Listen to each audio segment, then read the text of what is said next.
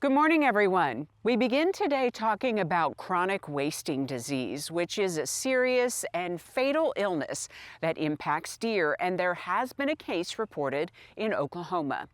Here's SUNUP's Curtis Hare with our OSU Extension wildlife specialist, Dr. Mark Turner, to learn more. As Lyndall just mentioned, a case of chronic wasting disease was found in Oklahoma. So Mark, where exactly was this case reported?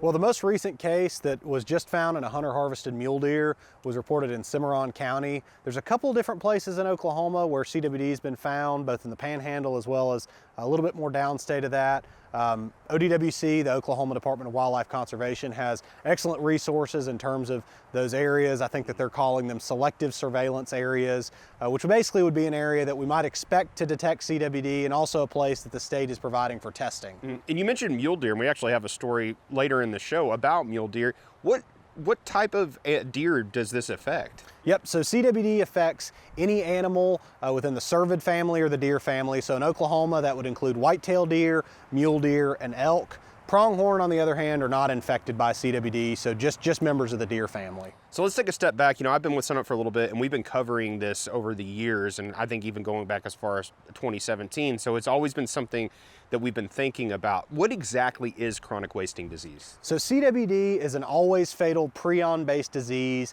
that's caused by misfolded prions that eventually long-term lead to death always. There's no cure for it, there's no vaccine for it, unfortunately. It's most similar to, in humans, Creutzfeldt-Jakob's disease.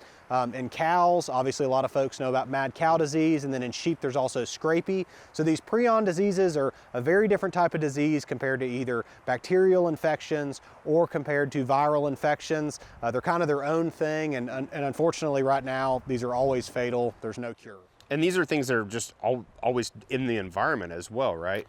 Right, so there's a lot of new information coming out about how these diseases spread. They certainly spread between animal to animal transfer, but yes, if an animal dies, that actual location can have prions within the soul that then could be taken up by plants. A deer could come along and eat it, and then they would become infected potentially. So yes, it's very much so in the environment, and there's a lot of new information coming out, and there's a lot of work being done to try to better understand it, because again, it's very different than any other class of disease out there. And correct me if I'm wrong, over the years from what I remember about this is that one of the main things that's concerning isn't just for the deer population, it's just maybe in theory that it could be transmissible from deer to human. Right, so thus far there's no data to suggest that CWD is transmissible to humans. There's been a lot of people eating deer meat for a long time, including areas that would have CWD and have had CWD for several decades, in fact. And there's thus far been no known case that we've directly linked CWD in a deer to Creutzfeldt-Jakob's in humans.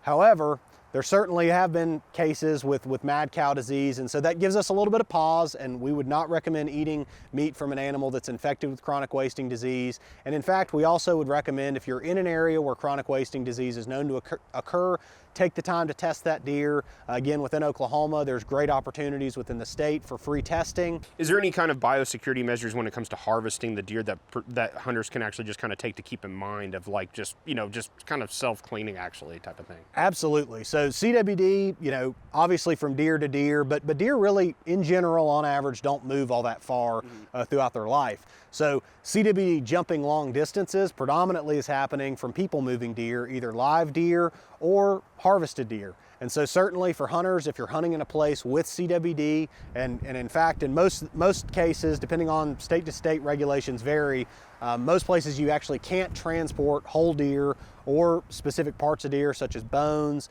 the spinal column, the brain tissue, those parts of the deer that have more infectious material. It's illegal to transport that from one place that has the disease out into other places. And certainly, even if it's not illegal, just a best practice is, if you're hunting in an area with CWD, debone all of your meat, at the site of the kill or relatively close to the site of the kill. Dispose of those bones and those waste parts, again, either at the site of the kill or at a landfill.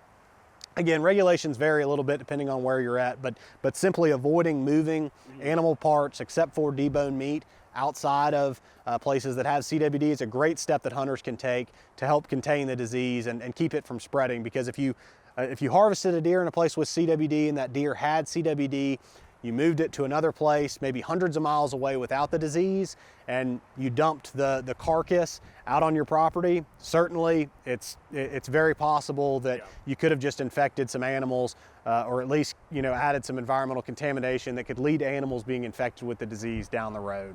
All right, thanks, Mark. Mark Turner, OSU Extension Wildlife Specialist here at Oklahoma State University. And if you'd like a link to find out more information on chronic wasting disease, just go to our website, sunup.okstate.edu.